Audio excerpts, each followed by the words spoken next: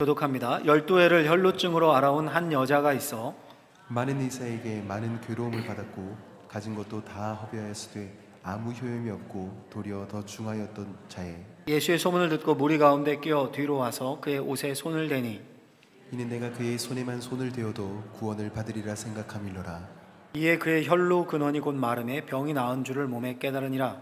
예수께서 그 능력이 자기에게서 나간 줄을 곧 스스로 아시고 무리 가운데서 돌이켜 말씀하시되 누가 내 옷에 손을 대었느냐 하시니 제자들이 여짜오되 무리가 애워싸 미는 것을 보시며 누가 내게 손을 대었느냐 물으시나이까 하되 예수께서 이 일 행한 여자를 보려고 둘러보시니 여자가 자기에게 이루어진 일을 알고 두려워하여 떨며 와서 그 앞에 엎드려 모든 사실을 여쭈니 예수께서 이르시되 딸아 내 믿음이 너를 구원하였으니 평안히 가라 내 병에서 놓여 건강할지어다. 아멘.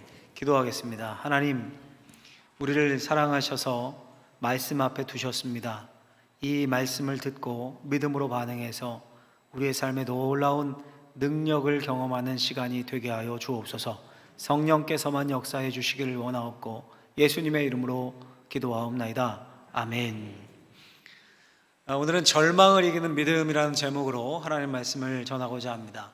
키에르케고르라고 하는 실존주의 철학자가 있습니다. 덴마크 사람인데 죽음에 이르는 병이라는 제목의 책을 냈습니다. 널리 알려진 책이죠. 죽음에 이르는 병이 뭘까요? 암일까요? 아니면 에이즈? 뭐 이런 걸까요? 백혈병? 그 책에 따르면 절망입니다. 절망. 책에 이런 내용이 나옵니다. 한 대목을 읽어드리면 죽음이 최대의 위험일 때에는 사람은 살기를 희망한다. 그러나 더욱 두려워해야만 할 위험을 배워 알았을 때 사람은 죽음을 희망한다. 이래 죽음이 희망이 될 정도로 위험이 클 때 그때 죽을 수조차도 없다고 희망을 잃는 것, 그것이 절망인 것이다. 아니 무슨 소리인지 잘 모르겠죠. 우리 철학자들이 지금 말을 어렵게 하지 않습니까? 좀 쉽게 풀면 이런 말입니다. 왜 여러분 우리가 죽음을 앞두면 살고 싶어지죠? 시한부 인생이다 이렇게 판정을 받았다고 해보십시오. 길어야 3개월입니다. 살고 싶지 않겠습니까? 더 극단적으로 저기 방파제에서 발을 헛디뎌서 바다에 빠졌습니다. 게다가 수영을 못합니다. 죽음의 공포가 밀려오겠죠. 살려주세요, 살려주세요 외치며 살기를 희망합니다. 죽음을 앞두면 이처럼 누구나 살기를 희망합니다. 그런데 그 반대로 죽음이 희망이 되는 경우, 예를 들어서요, 코로나19로 직격탄을 맞아서 사업이 부도가 났습니다. 사채까지 서서 신용불량자가 된 것은 물론이고 빚으로 도망을 다닙니다. 주변에 도움을 요청해도 다 피하기만 합니다. 그로 인해 가정도 파탄이 났습니다. 아내와 갈라서고 자녀들은 뿔뿔이 흩어졌습니다. 엎친 데 덮친 격으로 너무 스트레스를 받아서 그런지 중병이 걸렸습니다. 덜컥. 이런 상황, 이럴 때 죽음을 희망하는 겁니다. 살고 싶다가 아니라 죽고 싶다가 되는 거죠. 죽음이 희망이 되는 상태, 이것이 곧 절망입니다. 그러니 절망이 죽음에 이르는 병이라는 겁니다. 오늘 본문을 보면 깊은 절망 가운데 있는 한 여인이 나옵니다. 그 절망의 근원은 병든 몸이었습니다. 여인에게 혈루병이 있었습니다. 계속 하혈을 하는 그런 병입니다. 주기적으로 생리때가 아닌데도 계속 하혈을 하는 그런 병. 요즘 같으면 이게 무슨 대수겠습니까? 산부인과 가서 원인 찾고 치료하면 되겠죠. 그런데 2000년 전입니다. 이 불치병인 겁니다. 혈루병으로 인한 절망적인 상황을 본문은 이렇게 소개를 합니다. 우리 25절, 26절을 같이 한번 읽어보겠습니다. 12해를 혈루증으로 알아온 한 여자가 있어 많은 의사에게 많은 괴로움을 받았고 가진 것도 다 허비하였으되 아무 효험이 없고 도리어 더 중하여졌던 차에 12해를 혈루증으로 알아온 한 여자, 이것이 여인에 대한 첫 소개입니다. 병에 걸린 지 몇 년이요? 12년 됐습니다. 12년을 하혈을 했습니다. 상태가 어떻습니까? 이렇게 설명하죠. 많은 의사에게 괴로움을 받았고 가진 것도 다 허비하였을 때 아무 효험이 없고 도리어 더 중하여졌던 차에, 그러니까 이 여인이 손 놓고 있었던 게 아니에요. 그렇죠? 보니까 고치려고 무진장 애를 썼습니다. 양방, 한방, 요즘식으로 하는 민간요법 다 동원했습니다. 수많은 의사를 만났습니다. 가진 돈을 다 써버렸습니다. 다. 근데 소용이 없었습니다. 병은 점점 심해만 갔습니다. 그러니 이 여인의 마음이 어떻겠습니까? 깊은 절망 가운데 있을 수밖에 없겠죠. 피를 흘리니, 아무 때나 피를 흘리니 마음껏 외출도 못합니다. 그러니 죽음이 희망이 된 상태, 절망 가운데 있는 상태입니다. 또 여러분, 이 여인의 고통과 문제는 단순히 병으로 인한 절망뿐이 아니었습니다. 더 큰 고통과 절망은 이 여인이 철저히 사회로부터 단절되고 소외당했다는 데 있습니다. 본문에 보면 예수님이 많은 무리 가운데 둘러싸여서 지나가고 있을 때 이 여인이 무리 가운데로 끼어들어서 예수님 앞에 나오지도 못하고 뒤로 돌아가서 예수님의 옷자락에 손을 댑니다. 우리 잘 아는 내용이죠. 왜 여인이 예수님 뒤로 돌아가서 옷에 손을 댔을까요? 보통 여러분 성경에 보면 고침받는 사람들, 기적을 경험한 사람들은 어떻습니까? 담대하게 예수님 앞에 나와 엎드려서 그렇게 고침받습니다. 오늘 본문 바로 앞에 무슨 이야기가 나오냐면 야이로, 회당장 야이로의 이야기가 나오거든요. 회당장 야이로의 이야기가 앞뒤에 있고 이 중간에 이 여인의 이야기가 끼어져 있는 거예요. 끼어져 있는 거. 근데 본문 바로 앞에 나온 회당장 야이로 어떻게 하냐면 딸이 죽게 되었을 때 예수님 앞에 나와서 담대히 엎드립니다. 그래서 구합니다. 중풍병자는 심지어 지붕을 뚫고 예수님 앞에 나왔죠. 침상째. 맹인은 당당하게 소리를 쳤습니다. 나를 불쌍히 여겨주십시오. 근데 이 여인은 몰래 무리 가운데 끼어들어서 뒤로 돌아가서 그것도 예수님의 옷자락을 만졌습니다. 왜 그랬을까요? 한마디로 두려웠습니다. 레위기 15장에 보면 혈루병에 걸린 사람, 즉 유출병에 걸린 사람에 대한 규례가 나옵니다. 법이. 한마디로 하면 그녀는 부정한 자입니다. 자고 일어난 침대도 부정합니다. 앉았다 일어났던 의자도 부정합니다. 어떤 사람이 만약 실수로 이 여자가 툭 이렇게 치거나 몸을 접촉하거나 그렇게 되면 그 옷을 다 벗어서 빨고 몸을 물로 씻어야 했습니다. 요즘처럼 뭐 틀면 수돗물이 펑펑 나온 때가 아니지 않습니까? 팔레스틴 지방은 물이 귀한 지역 아닙니까? 근데 그 여인과 접촉하면 다 물로 빨고 옷을 빨고 몸을 씻어야 합니다. 옷이 뭐 요즘 같은 이런 뭐 가벼운 뭐 면티, 얇은 치마 이런 겁니까? 엄청 두꺼운 옷이죠. 밤에는 추울 때 이불 대용으로 쓰는 그걸 빨고 몸을 씻어야 합니다. 보통 일 아니죠. 심지어 이 여인이 만진 질그릇은 부정해서 깨트려야 됐고 목기는 물로 씻어야 했습니다. 이것이 유출병에 대한 그 당시의 법이었습니다. 왜 이런 법을 두었을까요? 왜? 그 하열이 성병에서 비롯되었을 수도 있고 전염성이 있을 수도 있습니다. 그러니 한 마을 한 집에서 살 수 있습니까? 여러분 요즘 식구들 중에 우리 경험하잖아요. 코로나 한 명 누가 걸렸다고 해보십시오. 이거 얼마나 불편합니까? 방에 놓고 밥도 따로 수건도 따로 공간도 따로 엄청 불편하지 않습니까? 근데 이 여인이 닿는 건 다 부정해서 빨고 깨부수고 이래야 되는데 어떻게 같이 살겠습니까? 그러니 격리 수용할 수밖에 없습니다. 부정한 사람이라고 해서 성 밖으로 쫓겨납니다.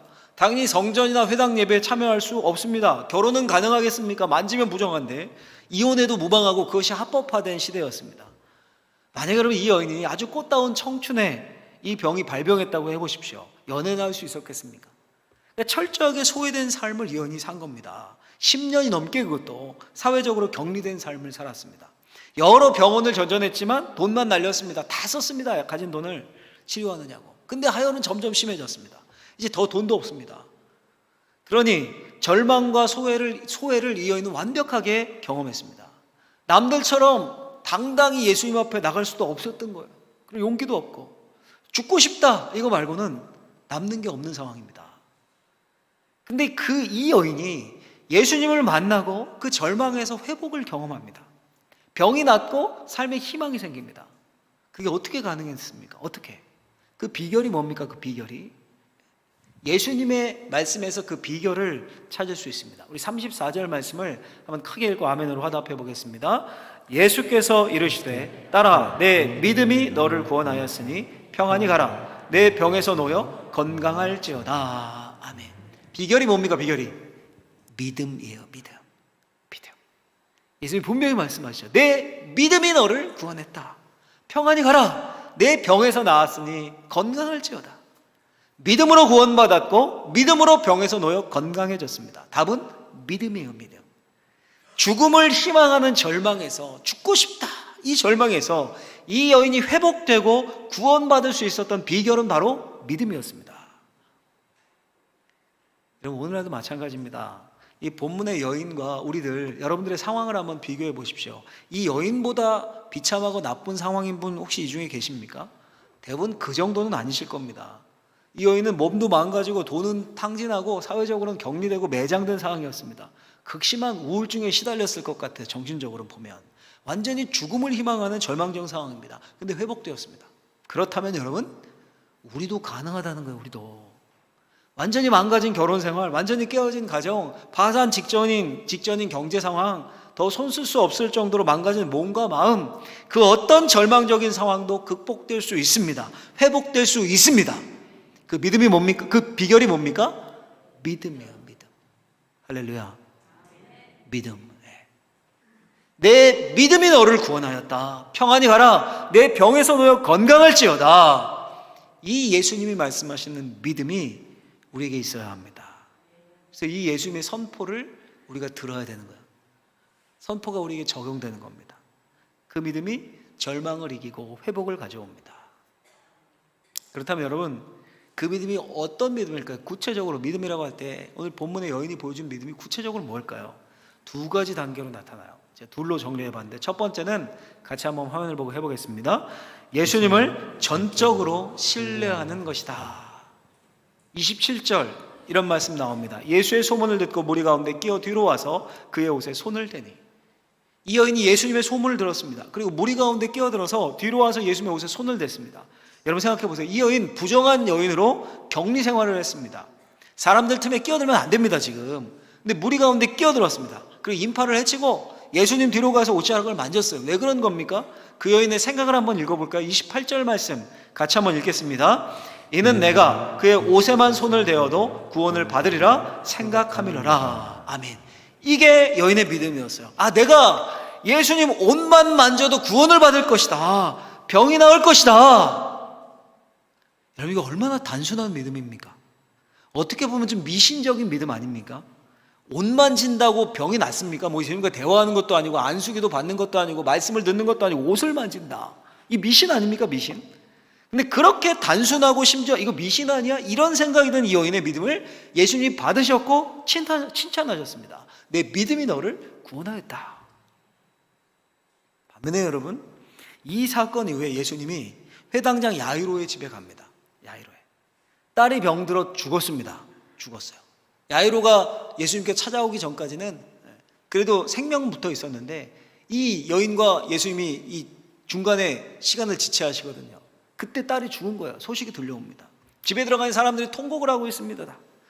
예수님이 그걸 보고 말씀하셨습니다. 39절 보면 들어가서 그들에게 이르시되 너희가 어찌하여 떠들며 우느냐? 이 아이가 죽은 것이 아니라 잔다 하시니. 들어가서 예수님이 직접 회당장의 집에 가셨습니다. 들어가셨습니다. 회당장이면 그 지역 유지입니다. 하나님을 잘 섬기는 종교 지도자입니다. 끼리끼리 모인다고 그 지역 유지들이 주로 모였겠죠. 특별히 회당 관계자들이 많이 왔겠죠. 위로하러. 얼마나 슬픈 일이에요. 오늘날로 하면 뭐 목사님, 사역자, 뭐 중직자 쭉 모여 있었을 겁니다. 직접 예수님이 그 집에 들어가셨어요. 들어가셔서 말씀도 주셨습니다. 너희가 어찌하여 떠들며 우느냐? 이 아이가 죽은 것이 아니라 잔다. 근데 그들의 반응이 어떻습니까? 40절 보면 그들이 비웃더라. 그들이 비웃더라. 이런 뭔가 잘못된 거 아닙니까? 그 지역 유지들인데 회당을 함께 섬기는 목사님들, 사역자들이었을 텐데 그들이 믿었더라 이렇게 돼야 되는 거 아니에요? 근데 그게 아니라 그들이 비웃더라. 비웃었습니다. 믿지 않았습니다. 여러분, 오늘 본문의 문맥을 한번 생각을 해보면요, 제자들은 시종일관 예수님의 정체를 알지 못합니다. 저가 누구인데 바람과 바다도 순종하는가? 저가 누구인가? 시종일관 두려워하면서 제자들이 계속해서 던지는 질문들입니다. 성경을 잘 아는 성경 박사님들, 서기관들은 예수님과 대결을 합니다. 예수님과 그가 바알세불 귀신의 왕을 힘입어 귀신을 쫓아낸다. 예수님의 능력을 보고 이렇게 표현해요. 귀신 들려서 저렇게 귀신을 쫓아내는 거다. 예수님의 친족들은 예수님이 미쳤다는 소문을 듣고 집으로 데려가라고 합니다. 고향 사람들은 예수님을 배척합니다. 그 지역을 다스리는 분봉왕 헤롯은 고관 대작들, 천부장, 갈릴리의 귀인들을 다 모아놓고 생일잔치를 엽니다. 뭐 뇌물이 오가고 막 그랬겠죠. 불의한 잔치자리입니다. 술판, 춤판이 벌어지고 거기서 의인이었던 세례요한의 목이 떨어집니다. 근데 모인 그 고관 대작 중 아무도 말리지 않습니다. 아우, 그거 불의한 일입니다. 대왕이시여. 아무도 그렇게 한 사람이 없습니다. 그렇게 지도자들은 흥청대는데 백성들은 벌판에서 먹을 것이 없어서 굶주립니다. 그래서 오병이어의 기적을 베푸십니다. 이게 6장의 내용이에요. 오늘 본문의 바로 뒤. 그러니까 앞뒤가 꽉 막힌 부조리하고 절망적인 상황입니다. 이것이 그 시대이고 이 여인이 등장하는 앞뒤의 문맥입니다. 이런 상황에서 예수님이 이 여인의 믿음을 칭찬하고 계신 겁니다. 무슨 말입니까? 이 여인의 믿음이 이런 꽉 막힌 상황, 절망적인 상황을 이겨낼 수 있는 모델이라는 겁니다. 그런데 여러분, 이 여인의 믿음이 대단합니까? 이 여인이 뭘 했습니까? 전 재산 팔아서 바쳤습니까? 아무것도 하는 게 없습니다. 예수님의 소문을 들었습니다. 예수님이라면 나를 고칠 수 있습니다. 내 절망을 희망으로 바꿀 수 있습니다. 옷자락이라도 만지면 나을 것 같습니다. 이게 전부입니다. 예수님의 소문을 듣고 그 생각에 사로잡혀서 자신의 상태를 철저히 알기 때문에 예수님께 매달리는 거, 아주 단순한 믿음, 너무 단순해서 심지어 미신처럼 느껴지는, 미신으로 보이는 그 믿음, 지금 내 상황에 예수님밖에 없습니다. 이 믿음입니다. 여러분, 제가 본문을 설교 준비하면서 묵상하면서 곰곰이 생각을 해봤습니다. 나는 이 믿음이 있는가? 때가 끼고 내 생각이 꽉 차서 틀에 박힌 종교인이 되어서 예수님이 찾아오셔서 말씀하시는데도 그들이 비웃더라. 이 상태가 아닌가? 그런 생각과 함께요, 문득 어린아이들의 모습이 떠올랐습니다. 어린아이들 모습이 생각이 났어요.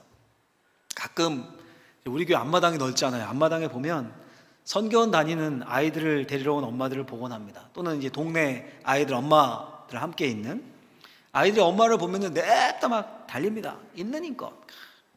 엄마가 이렇게 붙잡아서 탁 안아주지 않으면 그냥 꽈당 넘어져서 크게 다칠 것 같이 그냥 냅다 달립니다. 그 꼬맹이가.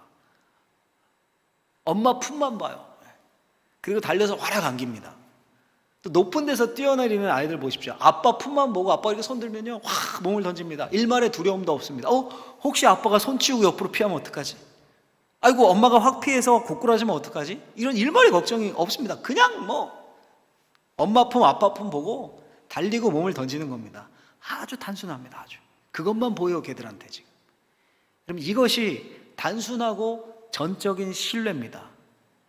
오늘 본문의 믿음이 이런 종류 아닐까요? 아주 단순합니다. 심지어 미신으로까지 보입니다. 지금 이 여인의 눈에 다른 게 보이겠습니까, 지금? 생각이 꽉 차 있어요. 예수의 소문을 듣고 생각이 꽉 차 있어요. 예수님 생각이. 예수님만 보입니다. 예수님이면 된다. 내가 그의 옷에 손을 대도 구원을 받을 것 같다. 이 생각에 꽉 사로잡혀 있습니다. 그럼 저와 여러분들이 이 믿음을 회복할 수 있었으면 좋겠습니다. 아주 단순한 믿음. 하나님 우리에게 말씀하십니다. 너희 중에 고난당하는 자가 있느냐? 그는 기도할 것이요. 즐거워하는 자가 있느냐? 그는 찬송할지니라. 그 말씀 그대로 고난 중에 있으면 내 힘으로 고난 어쩔 수 있습니까? 내 힘으로 되면 고난이 아니죠. 예수님만 바라보며 고난당하는 자가 있느냐? 그는 기도할 것이요. 기도하는 거예요. 평안하고 즐거우십니까? 예수님만 바라보고 찬송하는 겁니다. 이보다 단순할 수 있습니까? 이보다 심플할 수 있습니까? 주라, 그리하면 너에게 줄 것이니 곧 후히 되어 누르고 흔들어 넘치도록 하여 너에게 안겨주리라. 주면, 나눌면, 베풀면 주신대요. 그것도 후하게 꽉꽉 누르고 흔들어가지고 넘치도록 주신대요. 안겨주신대요. 택배를 배달해 주듯 안겨주신다고 합니다.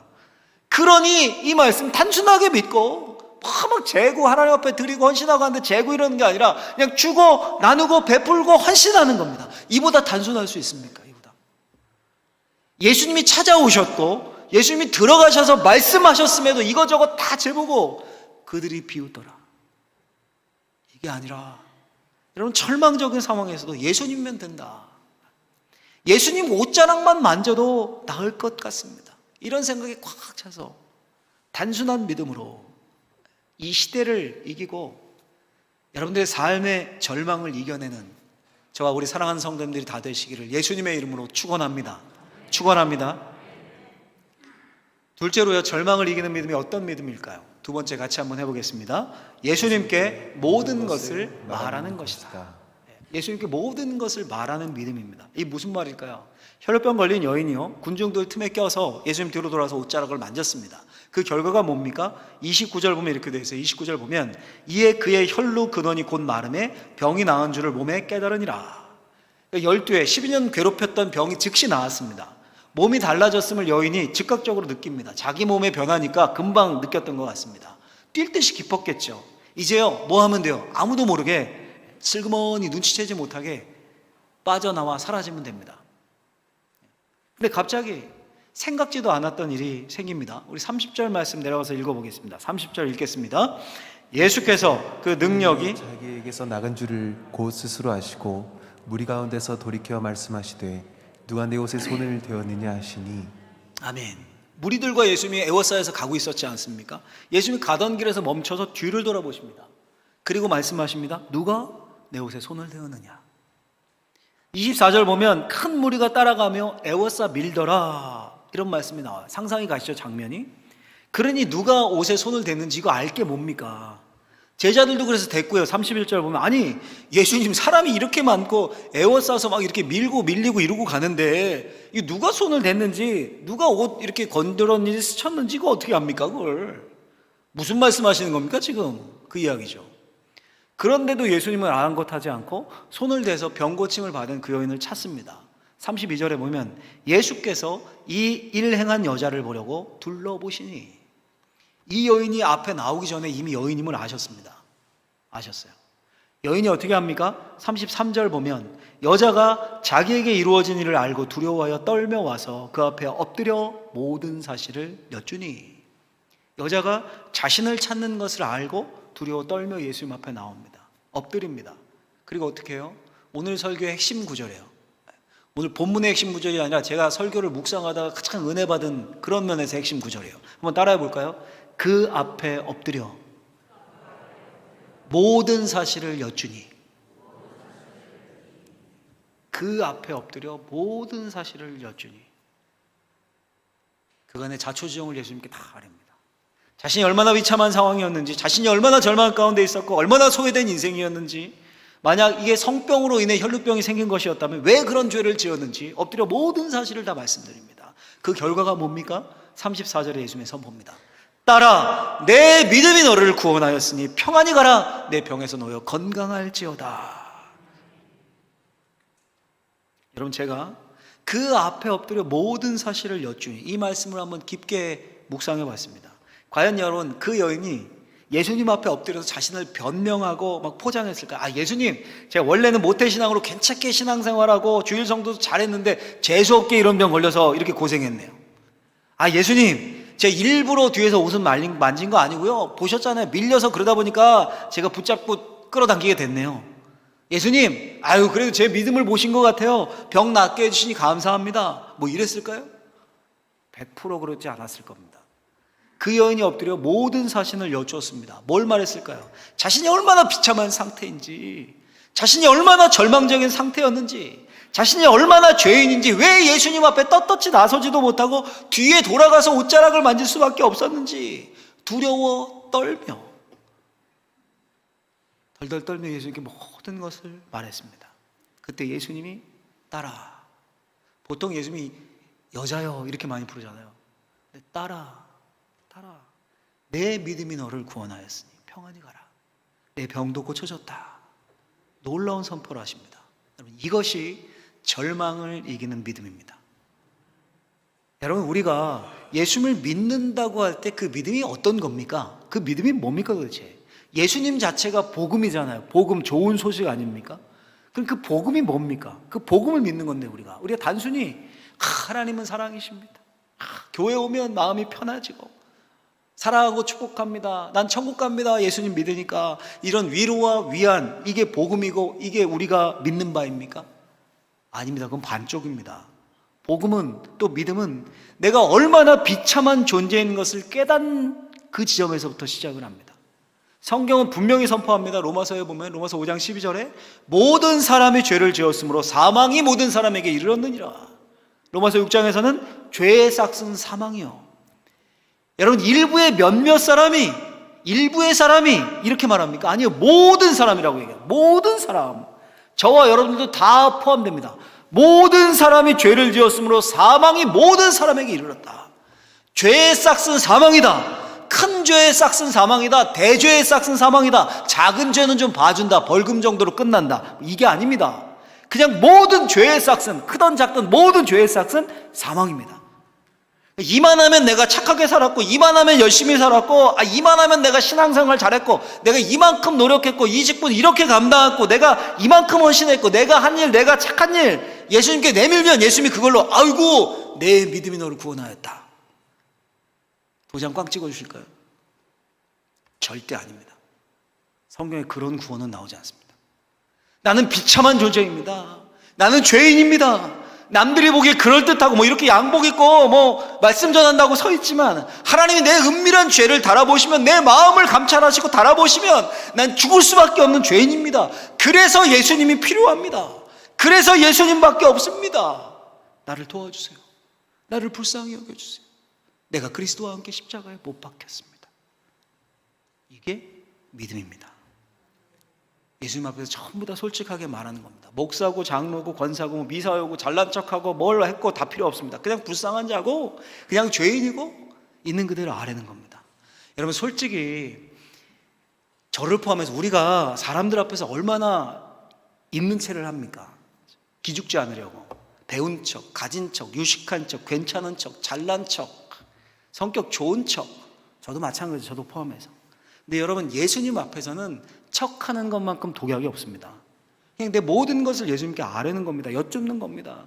내 알몸을, 내 민 얼굴을 주님께 다 보이는 거예요. 그러면 우리 입에서 나올 수 있는 고백은 하나밖에 없어요. 날 도와주세요.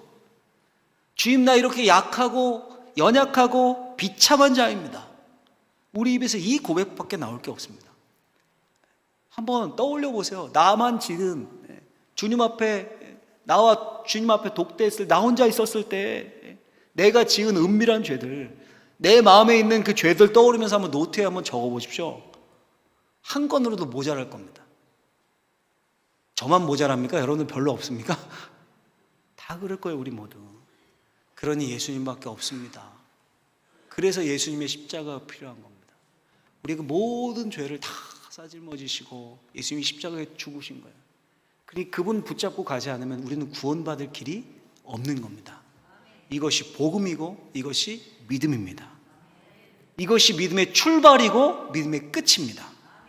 그 믿음이 구원을 가져오고 그 믿음이 복음을 경험하게 합니다. 그럼 제가 오늘 본문을 묵상하면서 큰 도전을 받았습니다. 큰 도전을. 길게 나누고 싶은데 설교는 이 시간이 한계가 있으니까 길게 나누지 못하고 짧게 마지막으로 받은 은혜를 한 가지를 나누면, 여러분 상상을 해보세요. 장면을. 수많은 사람들이 있습니다. 예수님을 둘러싸고 밀고 밀치면서 회당장 야이로의 집으로 지금 가는 길입니다. 가는 길 중간에 있었던 일이에요. 그 안엔 예수님과 친밀했던 12제자도 있었습니다. 그런데 여러분, 그 수많은 무리 중에서 지금 딱 두 사람만이 관계 안으로, 친밀한 교제 안으로 들어갔습니다. 누구와 누굽니까? 예수님과 이 여인. 그렇죠? 여인은 내가 옷자락만 만져도 구원을 받으리라 라고 생각했습니다. 예수님은 수많은 사람들이 옷자락을 만지고 밀리고 스쳤지만 단 한 명에게 능력이 나갔고 그녀가 그 믿음으로 구원받았음을 아셨습니다. 아무도 몰랐어요. 무리 중에 아무도 모르고 둘만의 교감과 교제가 일어났습니다. 그 교제의 매개체가 뭡니까? 바로 믿음이었어요. 단순한 믿음, 단순한 믿음. 예수님을 전적으로 신뢰하고 그분께 모든 것을 말하는 순수하고도 단순한 믿음입니다. 어쩌면 이 자리도 마찬가지 아닐까요? 이 자리도 똑같다고 생각합니다. 수많은 무리들이 지금 이 안에 있습니다. 그렇죠? 분명히 주님이 이곳에 계십니다. 지금 누군가는 우리 주님과 순수한 믿음으로 친밀한 교제로 들어가셨을 거예요. 우리 모두가 다 그래야 된다는 거예요. 우리 모두가 다. 두 자리가 있는 겁니다. 그들이 비웃더라. 예수님이 들어가셔서 말씀하셨음에도 그들이 비웃더라. 말씀이 튕겨나가는 거예요. 그냥 앉아있다 가는 거죠. 그들이 비웃더라. 그 자리가 아니라 오늘 본문의 여인처럼 믿음으로 절망을 이기는, 내가 그의 옷자락만 손을 대어도 내 병이 나을 것 같다. 오직 주님만 바라오며 나는 비참한 자입니다. 주님밖에 없습니다. 나를 불쌍히 여기소서. 이 믿음으로 절망을 이기고 우리의 삶의 희망과 승리를 경험하는 저와 우리 사랑하는 모든 성도님들이 되시기를 예수님의 이름으로 축원합니다. 축원합니다. 기도하겠습니다. 하나님 감사합니다. 절망을 이기는 믿음, 단순한 믿음, 순수한 믿음, 우리에게 그 믿음이 필요합니다. 예수님 아니면 안 됩니다. 우리의 삶, 우리의 무너진 인생들, 망가진 몸들, 답답한 심령들, 길을 모르겠는 것 같은 인생들, 예수님 아니면 안 됩니다. 예수님만 바라보고 주님의 능력을 경험하는 우리의 삶이 되게 하여 주옵소서. 예수님의 이름으로 기도하옵나이다. 아멘.